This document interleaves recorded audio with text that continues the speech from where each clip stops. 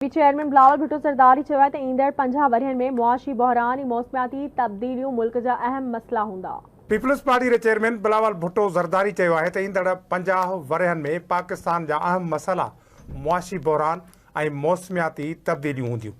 इस्लामाबाद में ज़ेबिस्ट में नई सोच चूंडियो जे उनवान हेठि शागिर्दनि जे सवालनि जा जवाब ॾींदे बिलावल भुट्टो ज़रदारी चयो त ॿियनि सियासी जमायतुनि जे मुक़ाबले में पीपल्स पार्टी वधिक नौजवाननि खे टिकटूं ॾिनियूं आहिनि। बाकी सियासी जमातों के मुकाबले में percentage wise Pakistan Peoples Party ने ज्यादा नौजवानों को टिकट्स दिए। आई थिंक हमारा परसेंटेज वाइज 18% है और दोनों पीटीआई और मुस्लिम लीग नवाज ने इस परसेंटेज से कम सीट्स दिलवाए हैं। But that's not enough. Look, I fundamentally मैं ये बिलीव करता हूँ विद अ पैशन कि जो हुकूमत में आते हैं, खास तौर पे इस बार हमारे जो बाकी सियासी जमातें हैं, ये लिटरली इनका लास्ट इनिंग्स है। वो जो भी फैसला करे, चाहे वो हमारा इकोनॉमी के बारे में हो या किसी चीज के बारे में हो, उनको उसको जो कॉन्सिक्वेंसेस है उन फैसले के, उनको नहीं भुगतना पड़ेगा, मुझे और आपको भुगतना पड़ेगा। पीपी चेयरमैन जो तो पुराननि सियासतदाननि जे फैसलनि खे नौजवाननि खे ही भोगणो पवंदो।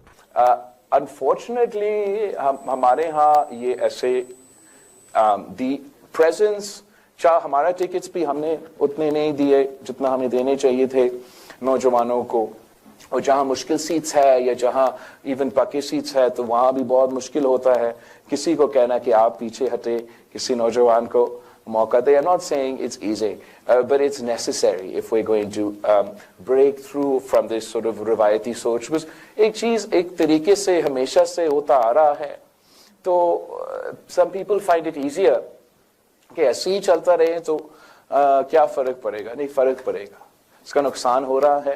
और I've seen across from sort of the field all the way internationally कि पाकिस्तान के नौजवान कैसे काम कर सकते हैं। बिलावल भुट्टो ज़रदारी चयो त सीनियर्स खे हटाए नौजवाननि खे मैदान में आणणु ॾुखियो कमु ज़रूर आहे, पर उहो करणो पवंदो।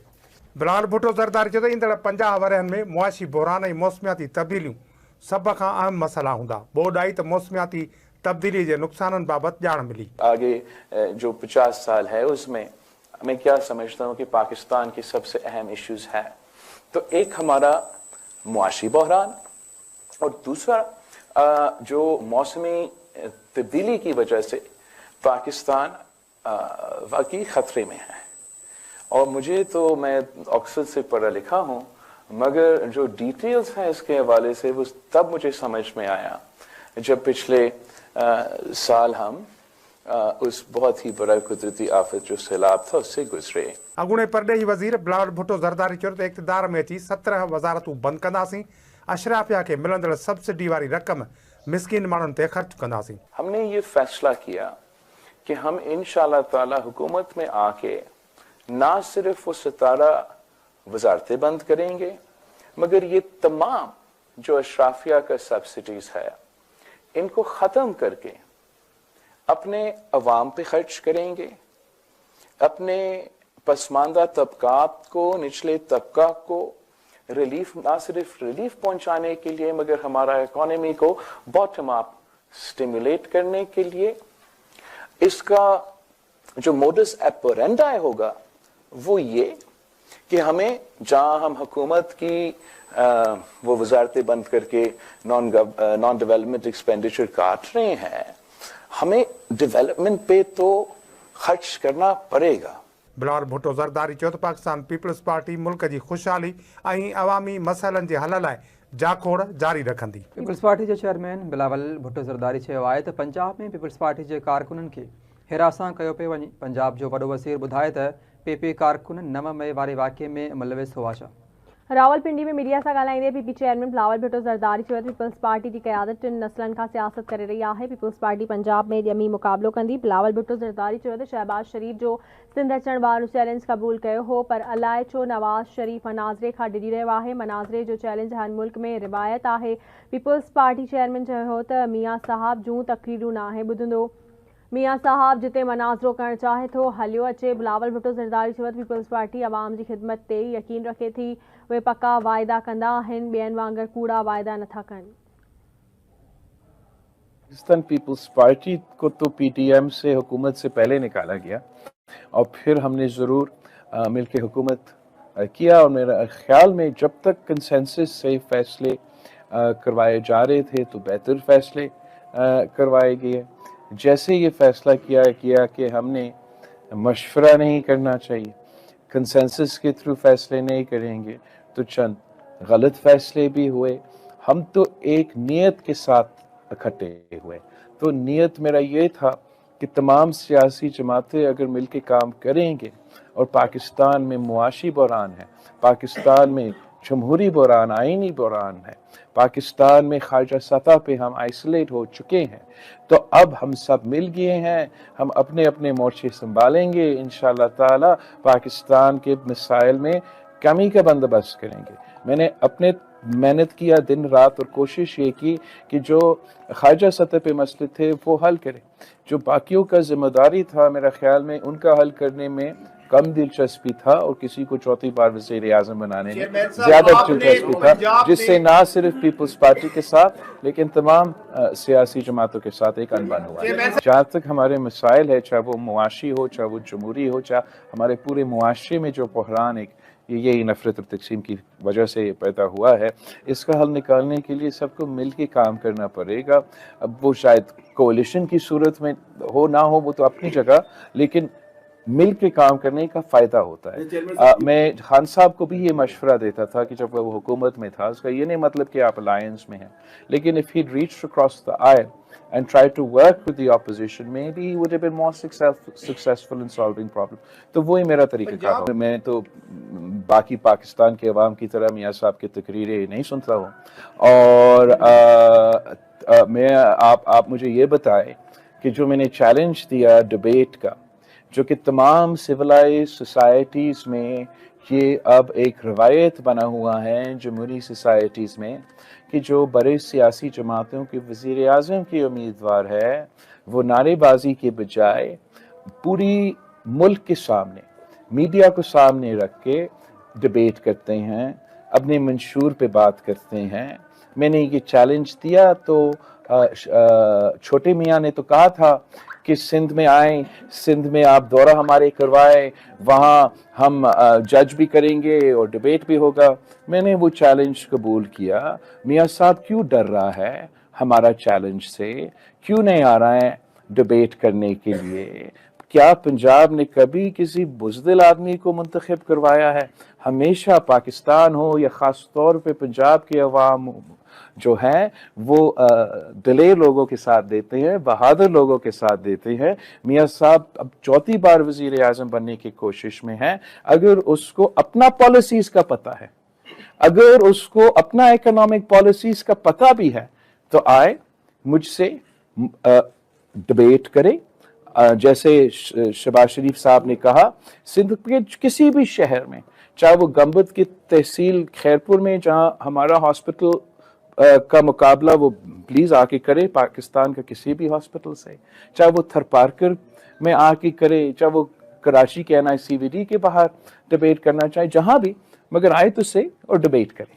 पाकिस्तानी ईरान दहशतगर्दी के हवाले सां हिक ॿिए जा ख़दशा ख़त्म करण लाइ आला सतही कमीशन क़ाइमु करण जो फ़ैसिलो कयो वियो आहे। इस्लामाबाद में गॾियल प्रेस कॉन्फ्रेंस कंदे निगरान परॾेही वज़ीर जलील अब्बास जिलानी ऐं ईरानी परॾेही वज़ीर हुसैन अमीर अब्दुल हयान चयो त आला सतही कमीशन में ॿिन्ही मुल्कनि जा परॾेही वज़ीर भी शामिल हूंदा, जंहिं ज़रिए दहशतगर्दी के हवाले सां हिक ॿिए जा ख़दशा दूर कया वेंदा। ईरानी परॾेही वज़ीर हुसैन अमीर अब्दुल हयान चयो त माज़ीअ में ॿिन्ही मुल्कनि विच में कॾहिं भी इलाक़ाई तकरार नाहे रहियो। हू पाकिस्तान जी सलामती ऐं ख़ुदमुख्तारीअ जो एहतराम कनि था। ॿई मुल्क दहशतगर्दनि खे मौक़ो न ॾींदा। ईरानी परॾेही वज़ीर वधीक चयो त दहशतगर्दनि पाकिस्तान ऐं ईरान खे तमामु घणो नुक़सानु पहुचायो आहे। वापार खे हथी वठण लाइ सरहदनि ज़रिए फौरी तौरु खोलण जो फ़ैसिलो कयो वियो आहे। निगरान परॾेही वज़ीर जलील अब्बास जिलानी चयो त ईरान ऐं पाकिस्तान विच में राब्ते लाइ तुर्बत ऐं ज़ाइदान में राब्ता ऑफिसर मुक़ररु कया वेंदा। रियासत जी आज़ादी ऐं एहतराम ज़रूरी आहे। हुन चयो त दहशतगर्दी ॿिन्ही मुल्कनि जो गॾियल मसइलो आहे। ईरान सां आला सतही राब्ता आहिनि, ग़लतफ़हमी दूर थी वई आहे। जलील अब्बास जिलानी चयो त पाकिस्तान ऐं ईरान अवाम जे अमन ऐं ख़ुशहाली लाइ जा गॾियल मक़सद हासिल करण लाइ गॾिजी कमु करण ते बि इतफ़ाक़ कयो आहे। ॿिन्ही मुल्कनि चयो त चैलेंजनि खे मुंहुं ॾियण लाइ गॾियल एतिराम बरक़रार रखंदे गॾियल कोशिशूं करणु घुरिजनि। Army chief general Asim Munir ऐं ईरान जे परॾेही वज़ीर विच में अब्दुल हयान में मुलाक़ात थी आहे। रावलपिंडी में आर्मी चीफ ईरानी परॾेही वज़ीर जी मुलाक़ात जो तफ़सील हिन रिपोर्ट में। रावलपिंडी में ईरान के परॾेही वज़ीर Amir Abdollahian army chief general Syed Asim Munir से मुलाक़ात कई। मुलाक़ात में ॿितरफ़ा लाॻापा मज़बूत करण ऐं इंटेलिजेंस शेयरिंग ज़रिए दहशतगर्दी के मुंहुं ॾियण ते इतफ़ाक़ कयो वियो। ISPR मूजिब ईरानी परॾेही वज़ीर अमीर अब्दुल हयान अॼु GHQ में army chief general Syed Asim Munir से मुलाक़ात कई। आर्मी चीफ ॿियनि रियासतुनि जी ख़ुदमुख़्तियारी ऐं इलाइक़ाई समालियत जे एतिराम ते ज़ोर ॾिनो ऐं उनखे मुक़दस नाक़ाबिले तस्कीर ऐं रियासतुनि विच में लाॻापनि जो बुनियादु करार ॾिनो। मुलाक़ात में उन ॻाल्हि ते इतफ़ाक़ कयो वियो त दहशतगर्दी हिकु गॾियल ख़तरो आहे जंहिंखे बाहमी ताउन बहितर राब्ता ऐं इंटेलिजेंस शेयरिंग ज़रिए मुंहुं ॾियण जी ज़रूरत आहे। आर्मी चीफ पाइदार राब्ते जी ज़रूरत ते ज़ोर ॾिनो ऐं सिक्योरिटी ख़दशनि खे मुंहुं ॾियण लाइ मौजूदा कम्युनिकेशन चैनल्स जे इस्तेमाल ते ज़ोर ॾिनो। ॿिन्ही धुरियुनि हिक ॿिए जे मुल्कनि में फ़ौजी राब्ता आफ़ीसरनि खे मुक़ररु करण जे लाइ जल्द खां जल्द हिकु मैकेनिज़म खे फ़ाल करण ते बि इतफ़ाक़ कयो त जीअं गॾियल ख़तरनि खे मुंहुं ॾियण ऐं ताउन खे बहितर बणाए सघिजे। ईरानी परॾेही वज़ीर ऐं आर्मी चीफ हुन ॻाल्हि ते इतफ़ाक़ कयो त कंहिं बि बिरादर मुल्क जा लाॻापा ख़राब करण जी इजाज़त न ॾिनी वेंदी। ॿिन्ही तरफ़नि खां सरहदी ख़िते में अमुन इस्तेहकाम ऐं ख़ुशहालीअ लाइ पंहिंजे अज़म खे वरजायो वियो। ISPR मूजिब पाकिस्तान ऐं ईरान बिरादर पाड़ेसरी मुल्क आहिनि ऐं ॿिन्ही मुल्कनि जूं तक़दीरूं हिक ॿिए सां जुड़ियल आहिनि। ईरानी परॾेही वज़ीर ऐं आर्मी चीफ विच में मुलाक़ात में ॿिन्ही तरफ़नि जे अवाम जे भलाई जे ज़रूरतनि जी निशानदेही कई वई। मुंहिंजे क़ाइद ऐं अॻूणी वज़ीर आज़म नवाज़ शरीफ़ चयो आहे त मां बेॾोही हुयुसि, मूंखे सज़ाऊं ॾींदड़ जज हिकु हिकु करे हलिया विया। लाहौर में जलसे खे ख़िताब कंदे नवाज़ शरीफ़ चयो आहे त मूंखे ख़बर आहे त मां पंहिंजी भेनरुनि ऐं भाइरनि जी भरपूर ख़िदमत कई आहे। जेकॾहिं मां कुझु न कयां हा त तव्हां मूंखे हीअं प्यारु न ॾियो हा। हिन चयो आहे त तव्हां बि ॼाणो था त नवाज़ शरीफ़ बेॾोही आहे।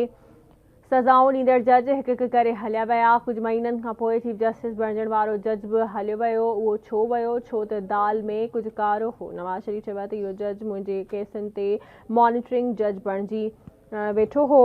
हाणे हू इस्तीफ़ा ॾेई चुको आहे ऐं नवाज़ शरीफ़ तव्हांजे साम्हूं बीठो आहे। अॻूणे वज़ीर आज़म चयो आहे त मुंहिंजी दिलि चाहे थी त मां तव्हां लाइ उहो सभु कुझु कयां जंहिंजी तव्हांखे मूं मां उमेदु आहे। अॻु बि मां सचाई सां कोशिशि कई, अॻिते बि का कसर न छॾींदसि। नवाज़ शरीफ़ अवाम खे मुखातिब थींदे चयो आहे त तव्हांखे नून लीग जो साथ ॾियणो आहे। मुल्क ऐं क़ौम खे पेरनि ते बीहारींदासीं ऐं हीअ दुनिया जी खुशहाल तरीन क़ौम बणिजंदी। मुस्लिम लीग नून जी चीफ ऑर्गेनाइज़र मरियम नवाज़ चयो आहे त नवाज़ शरीफ़ पंहिंजी ख़ातिर न रुॻो क़ौम ख़ातिर चूंड विहणु चाहे थो, छो त क़ौम हिन वक़्तु मसइलनि जो शिकार आहे। लाहौर में जलसे खे ख़िताब कंदे मरियम नवाज़ चयो त नवाज़ शरीफ़ खे पुट खां पघार न वठण ते नाअहल कयो वियो। नवाज़ शरीफ़ क़ौम जो ख़िदमत गुज़ार आहे। नवाज़ शरीफ़ जॾहिं ईंदो आहे त महांगाई घटिजी वेंदी आहे, मुल्क तरक़ी कंदो आहे, अटो सस्तो थी वेंदो आहे। हुन चयो त असांजो कंहिं सियासी जमात सां मुक़ाबिलो न आहे। असां 9 मई वारा न 28 मई वारा आहियूं। ॿिन्ही तारीख़ुनि में वॾी तारीख़ मौजूदु आहे। मरियम नवाज़ चयो त जेको ज़ुल्म ऐं ॾाढ असां सां थियो इहो कंहिंसां न थियो। जेकॾहिं असां अॼु बि चूंडूं विढ़णु चाहियूं था त रुॻो क़ौम ख़ातिर। हुन चयो त 8 फ़रवरीअ ते 9 मई वारनि खे खणी ॿाहिरि फिटो करणो आहे। मरियम नवाज़ जो वधीक चवणु हो त आवाम मूंसां वाइदो करे त 8 फ़रवरीअ ते केरु घर न वेंदो ऐं नवाज़ शरीफ़ खे वोट ॾियण लाइ निकिरंदो।